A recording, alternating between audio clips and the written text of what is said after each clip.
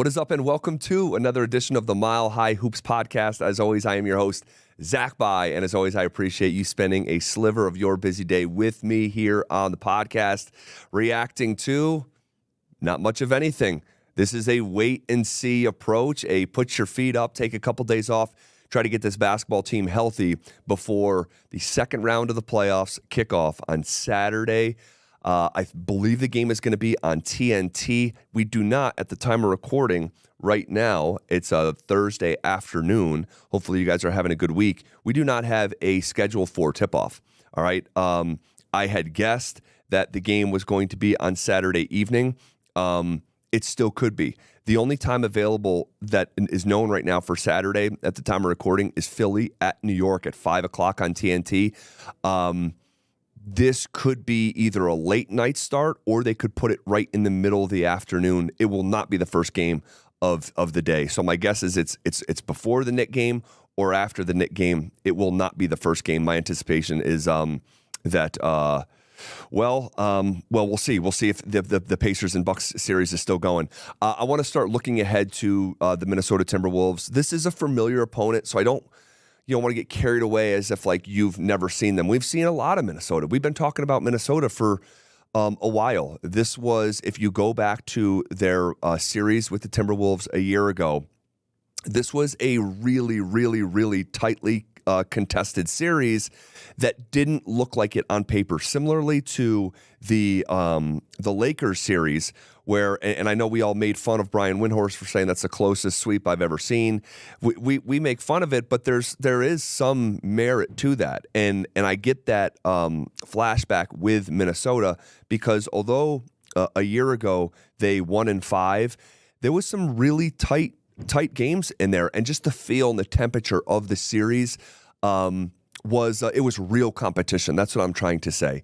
And Minnesota was not whole a year ago against the Nuggets in that first round the way that they are right now. You add the completeness to who they are and guys that weren't around a year ago to also looking at the scars. And so often in the 6 years I've been doing this podcast, talking about the history of champions, they have scars. It's a climb. And Minnesota has been on this climb for quite some time. All right. So what makes them tick? You cannot see, this is a team that can go win an NBA championship. Okay. And there are people who believe that the winner of this series will go win a championship. I think that this year's champion is one of 3 teams. I think it's either the Minnesota Timberwolves, the Denver Nuggets, or the Boston Celtics. That's where I am at. I cannot see, even when I squint, a team like the Oklahoma City Thunder going to win a championship, or the Pacers, or definitely no one on the East. But the Timberwolves can, and that conversation starts in NBA history with you cannot win a championship in that league without the highest of end blue chip talent. That's where it starts in basketball, and it always has. When 5 guys play at just one time, the least amount in sports, when you have a dominant figure, that's who we see break through historically. All right, that's why if you're going to be in the greatest player of all time conversation, you have had to have won not just a championship, but multiple championships. Because as I've talked about ad nauseum here on this podcast, the history of this league is repeat champions. Okay. And I'm bringing this overarching theme up is because the Timberwolves have that guy. They have an alpha dog. They have a 5-star blue chip number 1 overall draft pick, Anthony Edwards, who is coming into his own to a degree at 22 years old that is almost shocking. Okay, it's almost shocking. This is a guy who came into the league as a rookie and was averaging over 19 points a game. By year number 2, he's at 21 points a game. All right, at 20 years old. Year number 3, when he's 21, he's averaging 25 points a game at hitting the legal drinking age. And then at 22 years old, in year number 4, he's averaging 26 points a game, you guys. And I know it hits some people's ears the wrong way, but there is a real reason that people are making comparisons from Anthony Edwards to Michael Jordan. And of course, not resume, right? But it's how Jordan looked at 22 years old compared to how Anthony Edwards looks at 22 years old. When Michael Jordan came into the NBA, okay, he was making other professional athletes look like workout cones. He was blowing by them. His stop and start was unlike anything we had ever seen. All right. His elevation was unlike anything we had ever seen at that point. And Anthony Edwards has those characteristics where he is going to make someone like, I don't know, John Collins look an absolute fool and end up on a poster for the rest of his life. He just put Kevin Durant on a poster this past week. I mean, the guy is a dunk contest quality athlete who can also shoot the basketball at 36, 37%. All right, so not a world beater, but a capable 3-point shot maker. And you see what he's done in these playoffs, guys. He's risen his level to an absurd degree. He averaged 26 points a game in the regular season. He's averaging 31 points a game in the playoffs. His playoff started with 33 points and it ended with 40 points in a closeout game. All right, and he's brash. He is aggressive. He's an alpha dog. It's my prediction, and I said this a few weeks ago on my radio show here, The Drive, 2 to 6 p.m. weekdays with Philip Lindsay, is that my guess is this summer during the Olympics when everyone goes to Paris, it always happens like this. An alpha dog rises. Okay, an alpha dog rises. And that was Michael Jordan with the Dream Team in the very early 90s in 1992. And it was someone like Kobe Bryant with the Redeem Team. My guess is that he turns into Team USA's alpha dog, along with maybe like a Jason Tatum. So it's, as a basketball fan, Anthony Edwards is hysterically fun to watch. And much like a young Michael Jordan, which he's drawn those comparisons, he's got an incredible smile, a great personality, like at least Jordan used to have before becoming, a recluse, pretty much. But in the beginning, he was a people person and open and sharing his life. That's how Anthony Edwards is. So as a basketball fan, it's hard not to be a fan of Ant-Man. It really is. It really is. So that's where it starts. And then Minnesota, you look at who they are defensively, okay? On several different layers. One, in slowing down Jokic, they have the old. They're likely going to put Karl Anthony Towns on Jokic, play him as hard as he can, and have Rudy Gobert as a backside roving rim protectant. Okay, and this is not new. We've seen it in the Lakers series, right? But I remember just recently Jokic going on Michael Porter Jr.'s podcast. And when MPJ, I forget how he phrased the question, like what kind of defenses bother you the most, or however the question was asked. And he mentioned this type of setup and mentioned this team by name. Okay. So I still anticipate Jokic to have a ton of success. Jokic is always going to have a ton of success. In this part of his career, he's always going to put up big numbers. The question is, can those numbers match the impact that we know he can have when he's playing his best basketball? And it's hard to believe because he averaged 28, 16, and 10 in the first round. We still had not seen Jokic play his best basketball. And for me, a big part of that is taking care of the ball more. Like we had games with Jokic in the first round where ended up with 7 turnovers. Like that's uncharacteristic. Got to clean that up against a higher level of opponent in Minnesota. Certainly a step up from the Lakers. And then rotationally, in addition to the 2-man setup guarding Jokic, this is a top 3, if not the best rotation team in the NBA. This is a fantastic defense, you guys. They're just fantastic defensively. They really are. They're tied on a string. They help each other out. It's great team defense, but they also have great individual defenders. And that is a dangerous combination. That's why this is being viewed as, whereas like the Nuggets against the Lakers, I think you have to bet like $500 to win 100. If you wanted to bet them to win a series, by the odds, Nuggets are like minus 215, so about 2-1 favorite. So a favorite, and in fact, even a legitimate favorite, I actually think that number's off. And maybe I'm wrong. This feels, if you asked me to guess before from a sports gambling standpoint, I know everyone's not into that, so I won't spend too much time on it, but I would have guessed Nuggets were like minus 160, not minus 215. All right, so that's me, but I understand the experts are the experts for a reason in that department. But defensively, this is going to be a big challenge. Nuggets are going to have to make shots.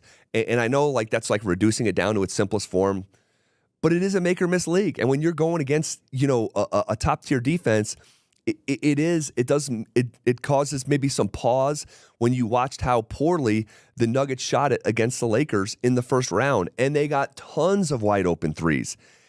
And I guess maybe, I don't want to get carried away, conspiracy, like, oh, maybe they're not used to shooting that many open threes. I don't care. This is the world champions. Got to knock down shots.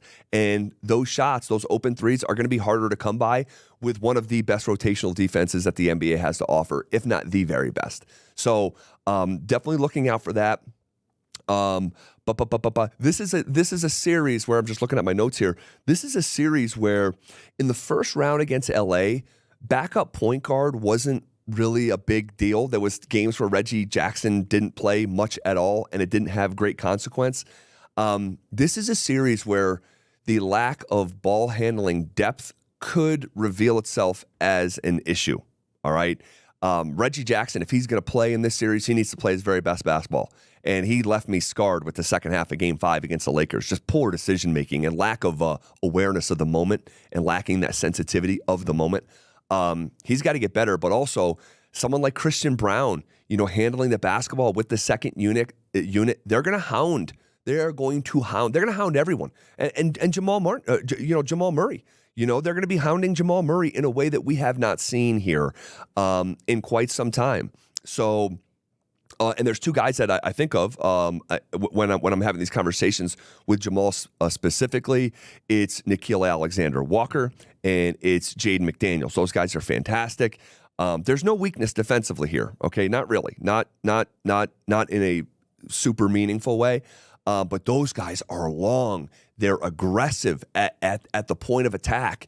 They're great working through screens, which is of course a hallmark of what the Nuggets do in their two-man game. So that's a layer to watch as well here. A question that I have, and the officiating causes so much discourse in the first round series because you're talking about the Lakers, right? And they talk about it. That's a big part of it, why it becomes discourse, because guys like Darvin Ham and LeBron are talking about it actively, right? I'm so fascinated how this series is going to be officiated with the new style of NBA officiating coming out of post-All-Star break, because Minnesota is a big physical team.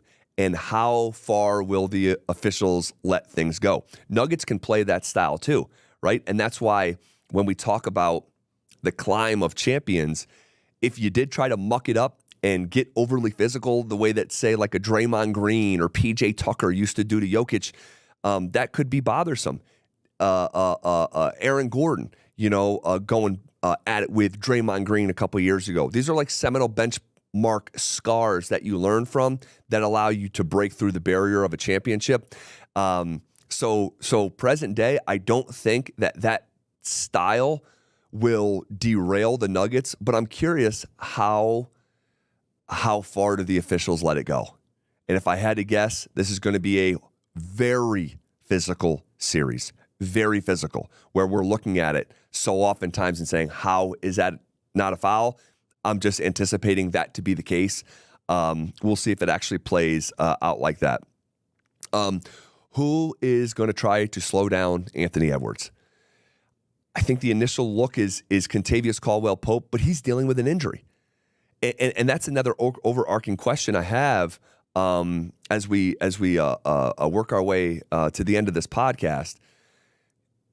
The health of this group, man, I'd be lying if I tell you I wasn't nervous about the soft tissue injury of Jamal. And it's so great that Game 5 worked out the way that it did, but those things have setback written all over him. I know he's done all the right things leading up to the game and since Game 5 and leading up to Game 1.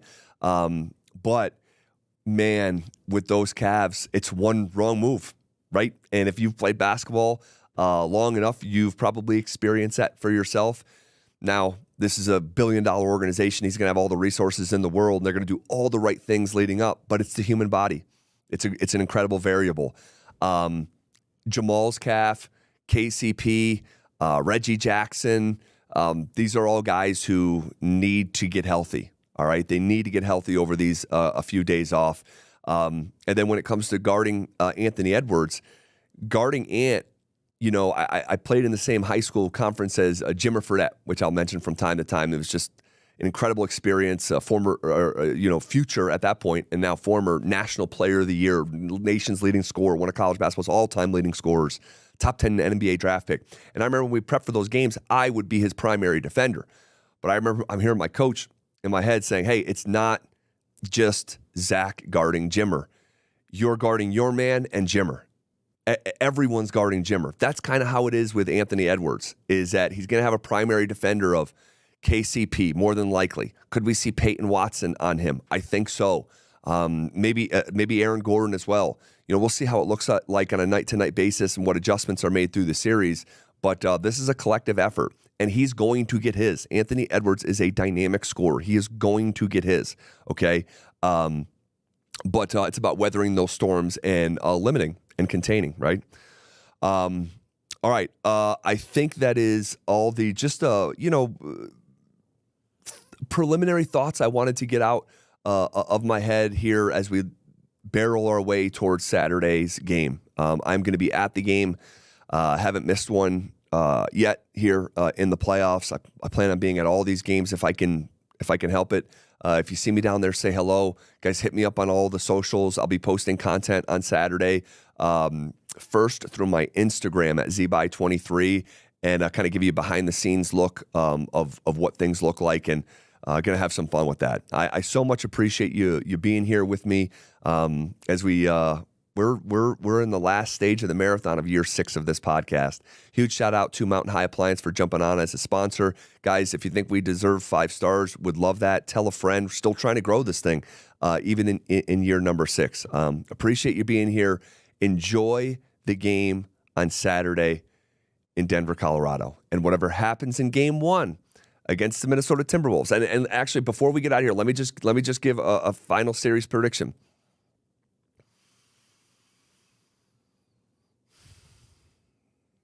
Nuggets in 7. We'll talk to you on Monday right here on the Mile High Hoops. We'll talk to you on Tuesday reacting to Saturday's game right